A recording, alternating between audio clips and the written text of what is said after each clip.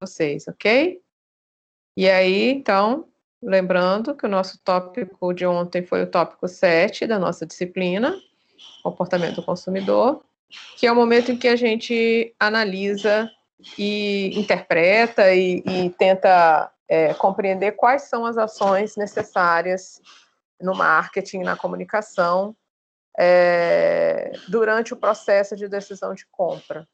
Então, entendendo esse como um caminho em que os teóricos e os profissionais da área tentaram entender um padrão de comportamento, né? Então, estudando as várias formas como o consumidor decide por uma compra, tentar entender que isso acontece em etapas, né? Então, essa decisão ela não ocorre simplesmente, eu sou estimulada, por exemplo, por uma propaganda e em seguida eu vou já imediatamente agir adquirindo aquele produto ou adquirindo um serviço. Então, não acontece dessa forma.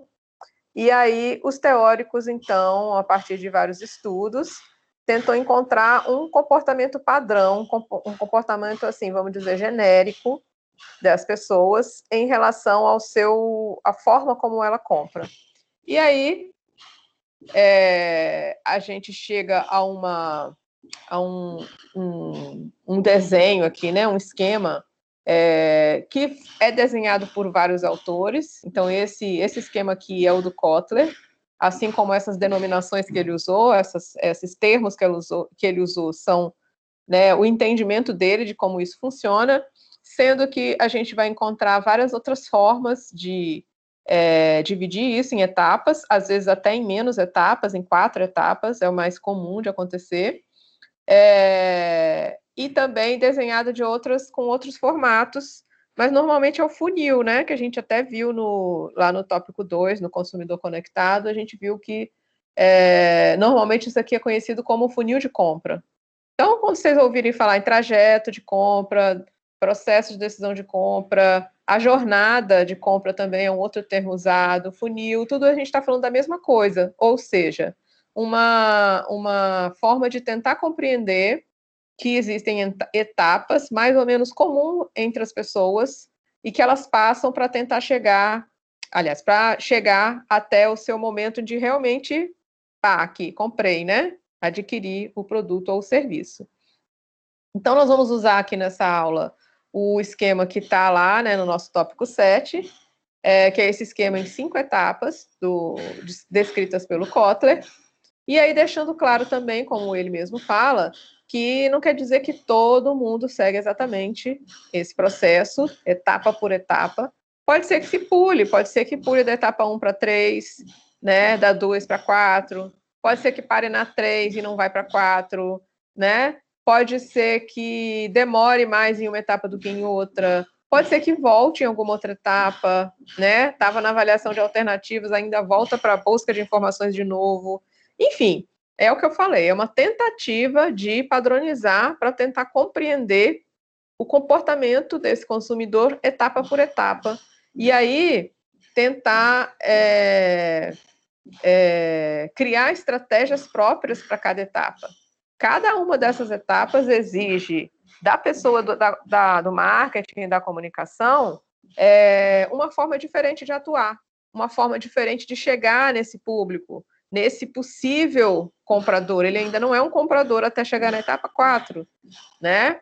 Então, se a estratégia não for a estratégia adequada, eu posso até fazer com que esse possível comprador interrompa o processo e rejeite o processo, inclusive, né? Então, em vez de ser atraído, ele vai ser expelido desse processo. Ele não vai se interessar em continuar, porque de alguma forma ele vai se sentir invadido ou agredido, né? No momento em que você chega com uma proposta, né, mais próximas à decisão de compra, quando ele não estava preparado para isso ainda, né? Então ele estava lá ainda no reconhecimento do problema, ele não estava preparado para chegar na decisão de compra, né? E aí você entra com uma estratégia que não é adequada para aquele momento. Então vamos entender cada uma dessas etapas. Então elas estão bem descritas aqui separadamente e vamos pensando assim, que tipo de estratégia eu poderia colocar em prática em cada um desses momentos, em cada um desses momentos, para fazer com que esse possível comprador evolua para mais um degrau, para que ele se converta, né? Que haja a conversão, como a gente fala. Então, ele vai vai acontecendo a conversão etapa por etapa. Então, vamos lá, vamos para a primeira. Para entender, então, esse processo decisório do consumidor, a gente entende que existe uma etapa padrão, vamos dizer assim, que é essa chamada de reconhecimento do problema. Em alguns outros esquemas, chama-se também de consciência. Ou seja, você toma consciência de que existe alguma demanda sua que pode ser suprida por algum produto ou algum serviço, né? Por alguma oferta. Então, nesse momento, essa pessoa, ela provavelmente ainda não está pensando em comprar nada, né? Ela está, por exemplo, navegando pela internet tranquilamente, vendo um vídeo bonitinho de um gatinho engraçado, assistindo um youtuber falando alguma coisa sobre sei lá o quê, correndo o Instagram e olhando, né, aleatoriamente as postagens das pessoas. Então, esse possível comprador, ele ainda está num momento em que ele não está comprando, né? Ele não está ainda, ele está muito longe do processo de compra. Pode ser que nesse momento aqui também, algum assunto tenha levado ele a ir para a internet, como normalmente acontece, né? Então, o exemplo que eu dei ontem até, que foi o exemplo da dor nas costas, né? A pessoa está com dor nas costas, ela vai procurar uma solução para dor nas costas. Ela vai entrar na internet porque ela está procurando, ela não está querendo comprar nada. Alguma dica, algum estudo, alguém que fala alguma coisa sobre isso, né? Ou como nesse exemplo que eu coloquei aí dessa foto, é um pleno verão, a pessoa está morrendo de calor e ela vai, sei lá, olhar coisas sei lá, viagens para algum lugar mais fresco, ou vai procurar, sei lá, no iFood, quer comprar um sorvete, um picolé, um refrigerante, sei lá. Ela não está, ela está só com ainda um sentimento, ela ainda está nesse momento assim, estou sentindo alguma coisa que eu vou buscar aleatoriamente algum comentário, alguma sugestão, alguma informação sobre isso, tá? Então, essa pessoa ainda está aleatória ainda. Ela ainda não está no momento de você empurrar nada para ela, né? Falar, tem isso aqui para você, essa oferta desse produto. Ela não está nesse momento. E aí, voltando para esse exemplo da yoga, né, que a gente falou muito ontem, se ela tivesse com dor nas costas, se ela tivesse grávida e procurando um exercício, ai, nossa, tô grávida, tô precisando fazer algum tipo de prática física, assim, e tal, o que eu vou ver aqui? Aí vai olhar na internet e vai ver que pessoas estão falando sobre vários tipos de exercício, e entre eles estão falando de yoga, né? Esse é o momento de você oferecer para ela um curso de yoga, uma prática de yoga, um espaço de yoga em algum lugar? Não. É o momento em que ela está procurando dicas dicas de yoga para gestantes, ou dicas de exercícios em geral para gestantes.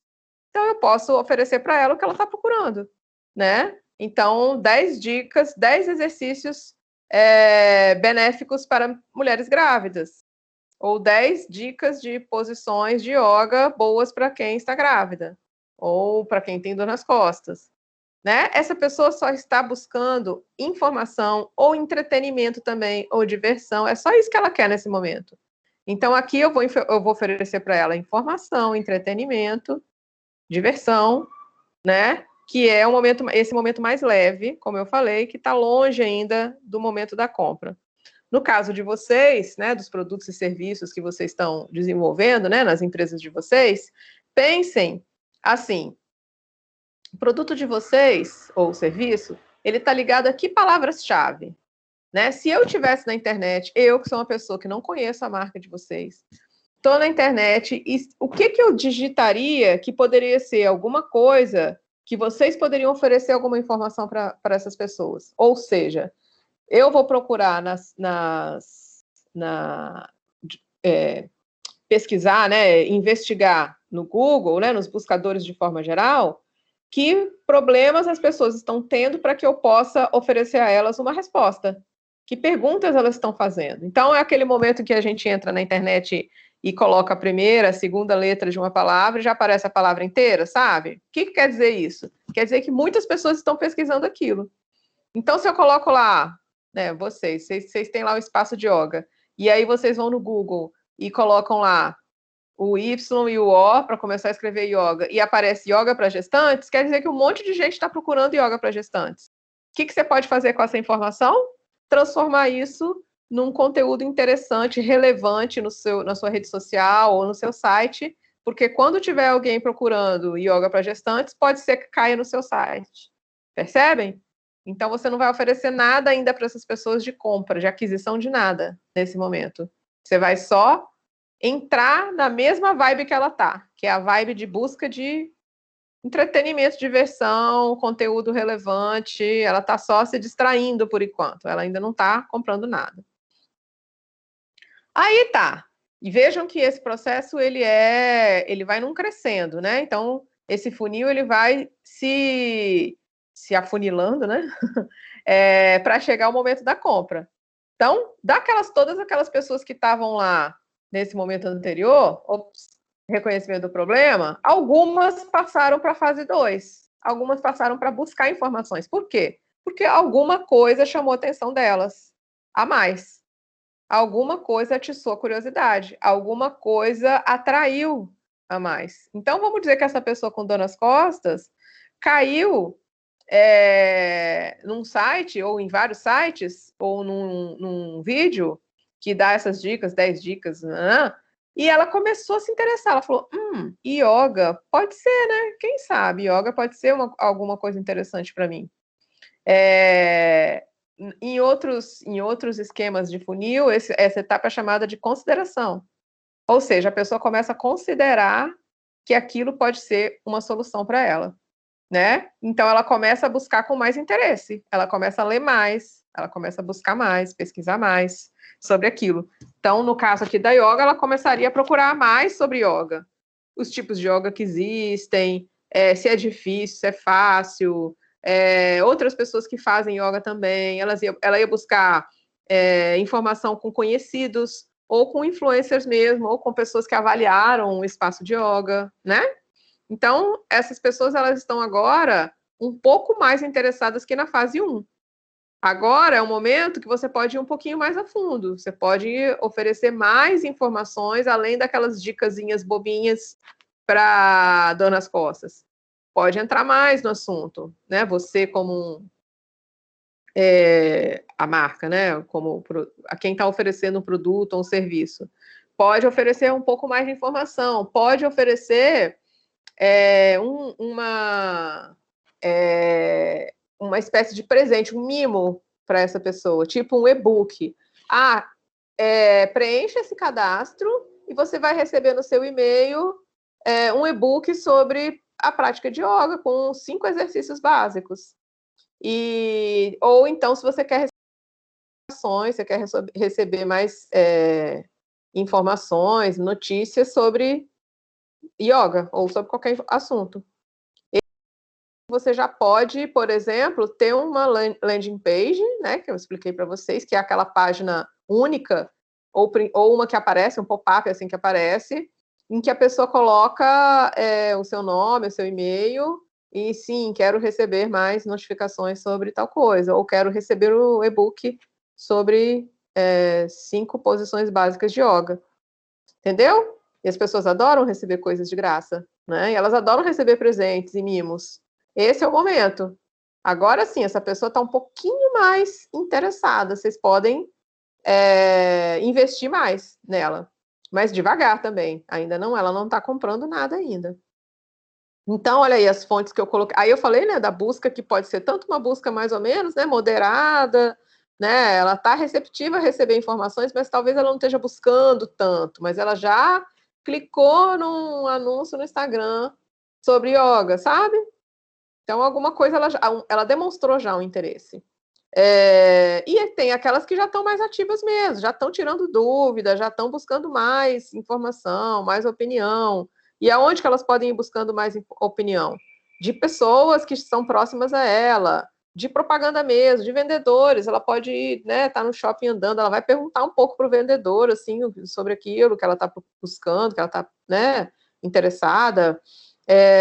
E por aí vai. Pode ir na mídia de forma geral. Ela pode ir fazer como é que fala? Uma demonstração, né? Então tem aqueles balcões de demonstração de celular, de tablet. Ela pode ir lá, né, manusear para ver se ela gosta, se tem os recursos que ela quer, né? Então ela já está num momento um pouquinho mais avançado, já chegando, mas ainda longe do momento de decisão de compra. Aí lembrando que para analisar um pouco mais a fundo, né, prestando atenção nessa passagem de uma etapa para outra, a gente pode também, usando essa escalazinha aqui, lembrar de que a pessoa está passando de uma conscientização para uma consideração até chegar numa escolha. Ou seja, ela tem um primeiro momento em que ela só tomou consciência sobre as marcas e que existem várias marcas que podem atendê-la em relação a essa situação aí, essa situação problema, vamos dizer assim, entre aspas. Ela começa a considerar que talvez esse produto ou esse serviço possa vir a resolver uma situação dela e que, quem sabe, né? Eu acho que esse tênis aqui pode ser que eu comece a correr, ou eu já sou uma pessoa que corre, que faz exercício, pode ser que esse tênis aqui seja uma boa. Mas aí ela começa a ver outras marcas também, que existem várias marcas, até ela chegar nas marcas aceitáveis, ou seja, numas 2, 3, 4 que ela considera que pode vir a resolver o problema dela, tá? Então, isso aqui está colocado aqui, mas ela vai... uma explicação aqui, né, uma reflexão que está permeando essa reflexão aqui, né, dos degraus. Então, além dessa divisão nas 5 partes aqui, você também pode entender essas 5 partes por meio dessas etapas aqui, né, que ela passa da conscientização para a consideração e para a escolha. Então, aí, o profissional de marketing deve conhecer as marcas que dividem com ela cada espaço, importante conhecer o quadro de concorrência, a fim de planejar seus apelos. E deve ainda conhecer e avaliar a importância de cada fonte de informação utilizada pelo consumidor. Olha que importante essa última parte aí, que é entender aonde que as pessoas vão buscar informação, né? Então, olha só, voltando aqui em busca de informações. Tá, já sei que esse é o momento em que a pessoa vai buscar mais, né, conteúdo, ela quer saber mais sobre isso. Mas onde que ela vai? Como que você vai saber aonde ela vai? Antes, você já fez aquele trabalho de segmentação, você já sabe quem é seu público, né? Você já fez um estudo de persona, você já entendeu o perfil, a geração, lembra que a gente viu na aula passada, né? Então, nesse momento aqui, você já pode entendendo, né, aonde esse público vai para buscar informações, deixar a informação disponível lá. Pode ser no Twitter, pode ser no blog, pode ser no YouTube, pode ser com influencer, né, falando sobre isso. Pode ser, o que mais? Pode ser no Instagram, pode ser no seu próprio site, pode ser num site de notícias, né, mandar release para a imprensa trabalhar isso como matéria jornalística. Então, depende de onde o seu público busca informação, porque aí você vai ser mais certeiro. Por isso que é importante entender o perfil de público, porque aí você vai saber, além de que essa pessoa está buscando mais informações, mas aonde ela foi buscar. E aí é lá que você vai deixar mais informações para ela. Aí tá, passamos para a terceira etapa, que é a avaliação de alternativas. Ou seja, para a pessoa chegar nesse ponto aqui, ela já está bem próxima da vontade né, da decisão mesmo de comprar. Então, ela já está avaliando as marcas que estão próximas de atender ao que ela necessita. Então, tem a sua marca, mas tem a B e a C. E elas, além de modelos diferentes, sabores diferentes, tamanhos diferentes, acessórios diferentes, né? Dependendo do que a gente está falando. Várias especificações técnicas diferentes, né? ainda tem as questões relacionadas à própria compra. Então, o valor do frete, que mais? O prazo de entrega, o parcelamento, em quantas vezes parcela, né? E por aí vai. Tem as várias, agora, variáveis que o consumidor vai levar em consideração. Ele vai pesar para ver qual é a melhor alternativa para ele. Então, ele está avaliando as alternativas, processando essas informações de cada marca, comparando. Ele pode ir naqueles sites de comparação, né?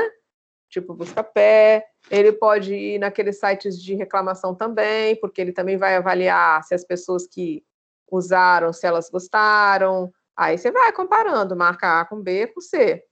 E aí a gente viu também que esse processo de decisão, ele passa tanto pelo racional, ou seja, por motivações racionais, que tem a ver com o quanto que aquele produto tem os requisitos para me atender, né, de forma bem objetiva, bem material mesmo, e também pode passar por um momento emocional, e a gente sabe o quanto que esse fator emocional é importante, né? Então, quanto que a gente decide a nossa compra também pelo nosso sentimento, por exemplo, pela nossa necessidade de status, isso é emocional, pela nossa necessidade de pertencimento, de estar num grupo, de ser aceito pelas outras pessoas, né, de se sentir bonito, ou desejável, ou atraente, ou inteligente, ou estiloso, né? Então, isso tudo não tem nada de racional, isso é emocional, é psicológico. Então, isso, a gente sabe que o ser humano tem essas necessidades também, né? Nem sempre as racionais. E aí, né, a gente falou muito sobre isso ontem. Então, por exemplo, por que eu preciso ter mais do que 2 calças jeans, né? Tipo assim, eu estou usando uma e a outra vai para lavar e depois eu troco. Aí às vezes vou ter 3, 4, 5, 6. Por quê? Porque a moda me diz que eu preciso ter uma de boca de sino, uma de cintura baixa, uma de jeans claro, uma de a boca da calça apertada, uma sem bolso, uma com não sei o quê. Então, todas essas variações da mesma coisa, que é uma calça jeans, que é alguma coisa que serve para você se vestir, se proteger do frio, e não sair nu na rua, né? Todas essas variações, na verdade, elas estão falando com o meu emocional, com a minha necessidade de aparentar para o mundo um estilo, quem sou eu, né? Uma definição minha, uma identidade minha. Isso é absolutamente emocional. É a nossa necessidade de aparentar algo para os outros, para quem está em torno de nós. Isso a gente pode falar de tudo, né? De celular, de automóvel, das coisas que a gente tem em casa, dos nossos pertences pessoais. Todos eles têm um componente racional. Então, eu tenho um celular para quê? Para me comunicar. Mas por que eu preciso ter um celular que tem N especificações, que de repente a gente nem usa, né, na verdade? Ou ele tem um formato, ou ele tem uma cor, ou ele tem um material, ou ele tem um brilho, ou ele tem um não sei o quê, uma tela não sei como. Para que eu preciso disso além da necessidade básica dele, do celular? E aí também a coisa de trocar um celular por outro, né, de tempos em tempos. Pode ser por uma necessidade racional, né? Pode ser, porque a gente sabe que as marcas, elas têm essa estratégia justamente para fazer as pessoas trocarem, né? E isso é uma coisa bem para a gente pensar, né? Para a gente refletir de quanto que isso provoca o consumismo, como a gente tinha falado. Mas as marcas, elas costumam, por exemplo, criar especificidades, alguns recursos que não vão rodar em sistemas operacionais antigos. E aí você não consegue mais trocar o sistema operacional, a não ser que você troque o celular, que é uma coisa bem criticável mesmo, né, que as empresas fazem, para que a gente troque o celular com mais frequência do que precisaria, né? Então, tem essa parte que é racional, mas tem a parte emocional.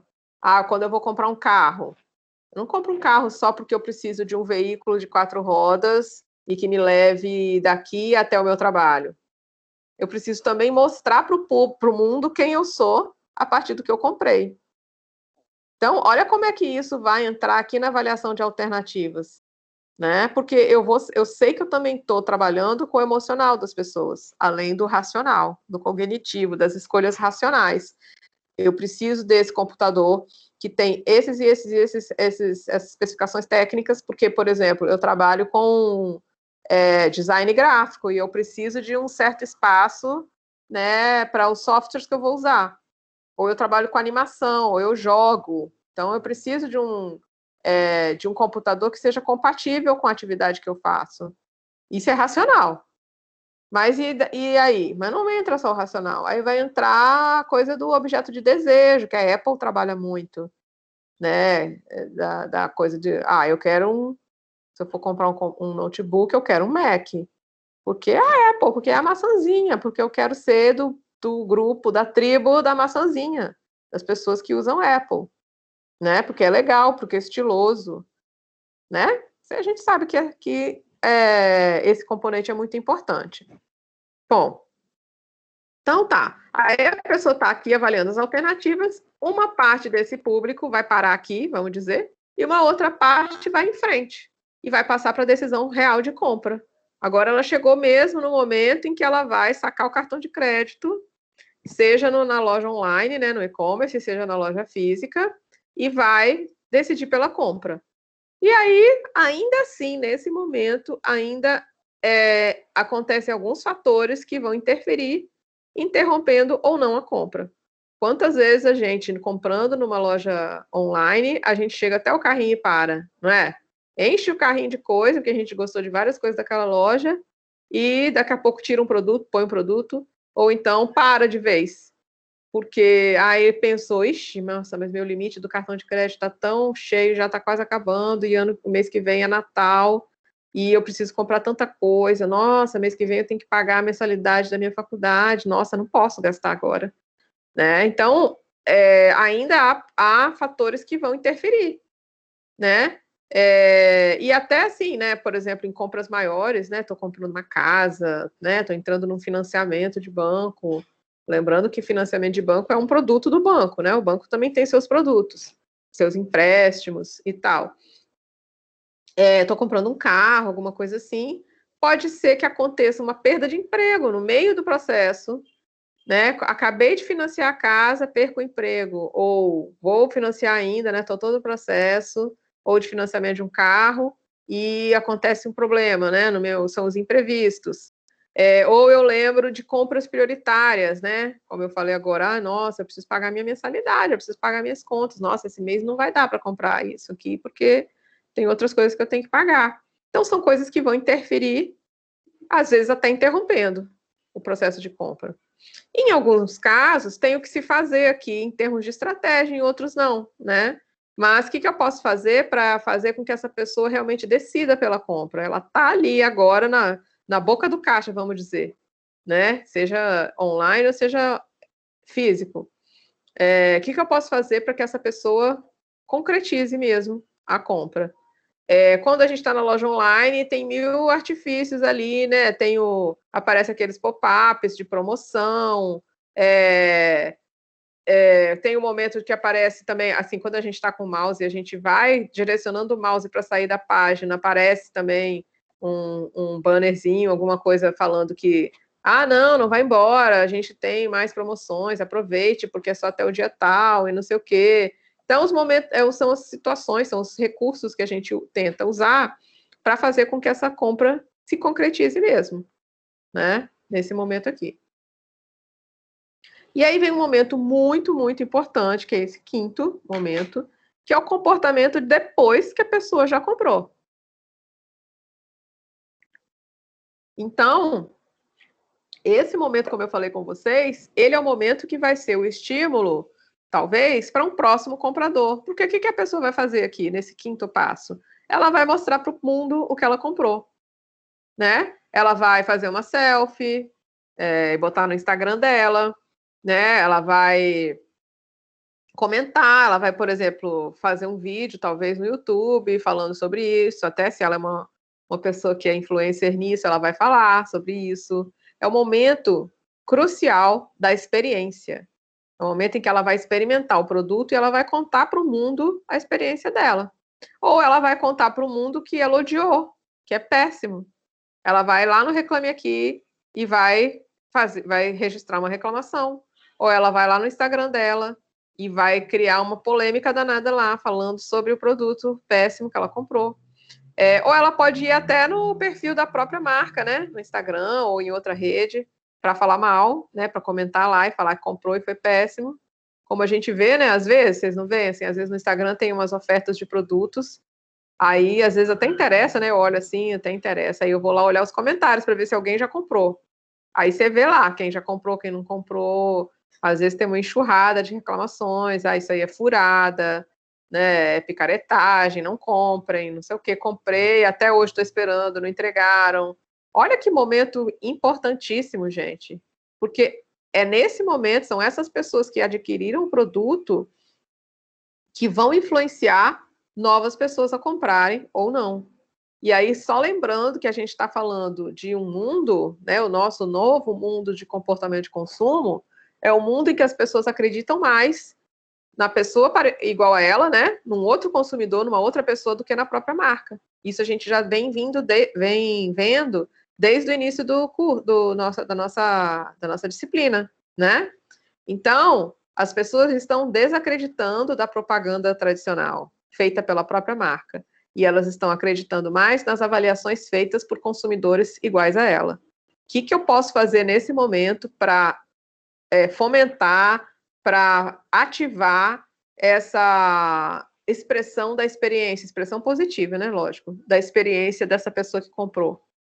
Né? Vou criar uma hashtag para essa pessoa usar, vou falar para ela me mandar a foto dela usando o produto para eu colocar na minha rede. O que eu vou fazer nesse momento aqui para potencializar e trazer isso à tona com mais força para que possa influenciar outras pessoas, tá? Essa é a grande pergunta para vocês pensarem também para o produto de vocês. O que vocês fariam aqui para estimular essas pessoas a mostrarem que elas compraram e que elas gostaram?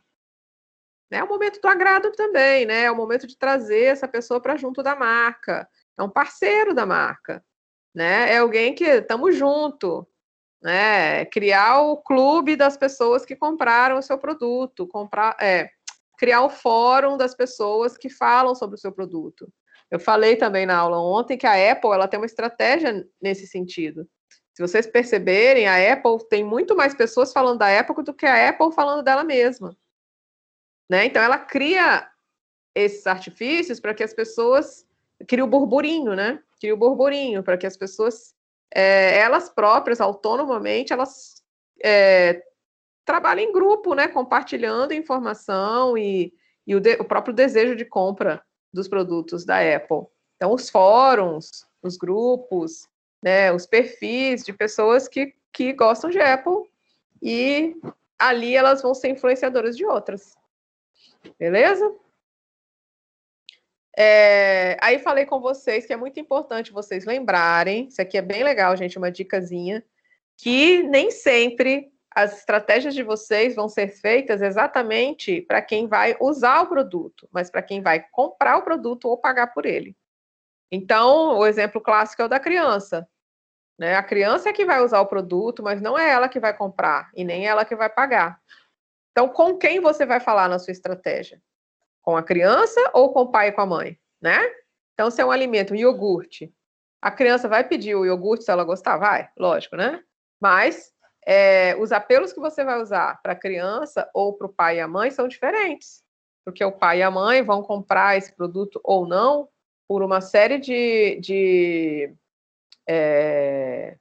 condições, de características desse produto que são diferentes do critério da criança. Ela vai comprar por outras, ela vai usar por outros motivos. As motivações são diferentes. Então, a forma como você vai falar com esses públicos é diferente, né? Seja com o que usa, o que compra e o que paga.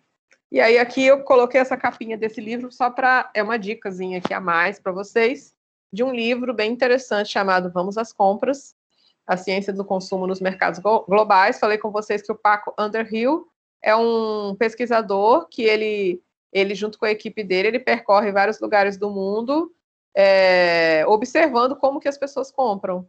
E aí ele vai organizando, sistematizando essa informação para tentar entender como que cada perfil de público passa por esse processo de compra. Acho que é uma leitura bem interessante para vocês, bem útil. Aí eu falei também sobre outros fatores, então tá lá na nossa unidade 7, esses 6, aliás, desculpa. Esses outros fatores aqui, que também vão influenciar na decisão de compra. Então, o grau de preocupação e cuidado que os clientes demonstram na decisão de compra. Então, tem compras que sabe, tipo, comprar arroz e feijão, você não precisa pensar muito, né? Você tem que comprar aquilo e não tem muitos fatores, assim, para você escolher, assim, tem tamanho, tem sabor, tem recursos diferentes, acessórios, não tem muita coisa para pensar, né, para você levar em conta. Então, o grau de envolvimento não é tão grande. Normalmente, o preço do produto faz com que você se envolva mais e demore mais para decidir do que outros, né? O preço é um fator importante aí. Então, quando os produtos são mais caros, normalmente você vai se preocupar mais com detalhes. Você vai olhar para tentar decidir se realmente você precisa daquilo, se realmente vai te atender, porque o preço é caro, então você não pode jogar dinheiro fora, né? E aí também outros fatores relacionados a como aquilo vai te atender. Se realmente vai te atender, se tem qualidade, por exemplo. Às vezes o preço é baixo, mas a qualidade você vai meio que ficar na dúvida, né? Será que esse produto vai durar muito tempo? Nossa, tão barato, né? Pode levar em conta aí. O seu envolvimento vai estar também atrelado à sua dúvida da qualidade do produto. Também a forma como você lida com o produto, se você sabe mexer com ele, se está familiarizada com a tecnologia daquele produto, se você tem perícia para trabalhar com aquilo, trabalhar no sentido de lidar com ele, vai também entrar como um fator de compra ou não. Imagina, alguém que não sabe mexer direito num celular, ou num iPad, e aí vai lá fazer uma demonstração e, sei lá, o vendedor não ajuda, e ele vai lá tentar mexer e não consegue, e vai achar, não, isso aqui é muito difícil, muito complicado, não vou comprar não. Enquanto que se tivesse um vendedor ali, ia falar, não, olha aqui, é super fácil, tá vendo aqui? É só apertar esse botão aqui, e depois você vem com o dedinho aqui, faz assim, tananana, e, ó, tá vendo? Super fácil, isso aqui você aprende rapidinho, né? Então, a sua familiaridade com aquele produto, com a tecnologia dele, também pode ser um influenciador na sua decisão de compra, um fator decisório na sua decisão, na sua vontade de ter aquele produto, né? No seu processo para chegar ao momento da compra mesmo. A pressão do tempo, então pode ser, às vezes a gente compra muito, assim, né? Por exemplo, falando de loja online, quantas vezes você compra numa loja online, não só porque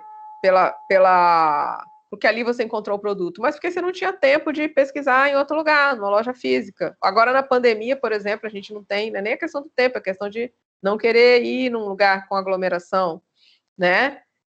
Às vezes eu estou ali perto, falando em loja física, pode ser que eu estou ali na UVV, por exemplo, né? Estou perto do shopping, e vou comprar ali mesmo, correndo, vou tentar achar um produto para um aniversário que é hoje, à noite. Então, não tenho tempo para procurar em outro lugar.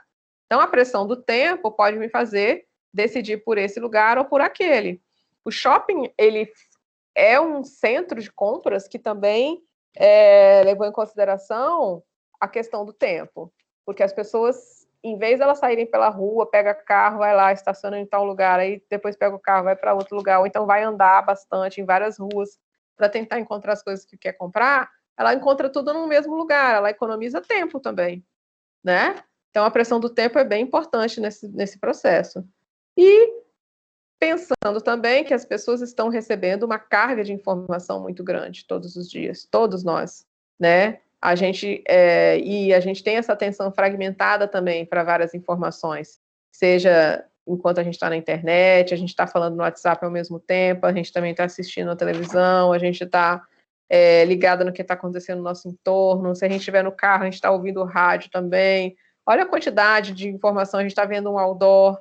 Então, em todos esses lugares tem estímulos, por exemplo, para você encontrar outras marcas, outras alternativas de compra, outros locais, né? E que às vezes você já estava perto da decisão de compra, daquele passo 4 lá, e algum outro estímulo de informação te faz mudar de opinião, né? Desviar do caminho.